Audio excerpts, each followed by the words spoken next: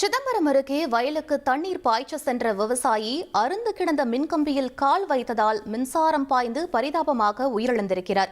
இது பற்றிய மேலும் விவரங்களை எமது செய்தியாளர் கண்ணதாசன் வழங்க கேட்கலாம். வணக்கம் கண்ணதாசன், உங்களுடைய தகவல் என்ன பதிவு பண்ணுங்க. வணக்கம். கடலூர் மாவட்டம் சிதம்பரம் அருகே காட்டுமன்னார் கோவில் தாலுகாவிற்கு உட்பட்ட வடக்கு மாங்குடி கிராமம் புதுத்தெருவை சேர்ந்தவர் கஜேந்திரன், 62. இவருக்கு திருமணமாகி குழந்தைகள் இல்லாத நிலையில மனைவியுடன் வசித்து வருகிறார். இந்நிலையில் இன்று காலையில் விவசாயம் செய்யும் வயலுக்கு தண்ணீர் பாய்ச்சுவதற்கு வயல்வெளிக்கு மின் மோட்டார் போட சென்ற போது உயர் மின் கம்பியை அருந்து விழுந்து கிடந்தது தெரியாமல் கால் வைத்துள்ளார். இதில் மின்சாரம் தாக்கி தூக்கி வீசப்பட்டு சம்பவ இடத்தில் விவசாயி கஜேந்திரன் உயிரிழந்துள்ளார். இந்த சம்பவம் மனைவி மற்றும் உறவுகள் பொதுமக்கள் மத்தியில் பெரும் அதிர்ச்சியை ஏற்பட்டுள்ளது.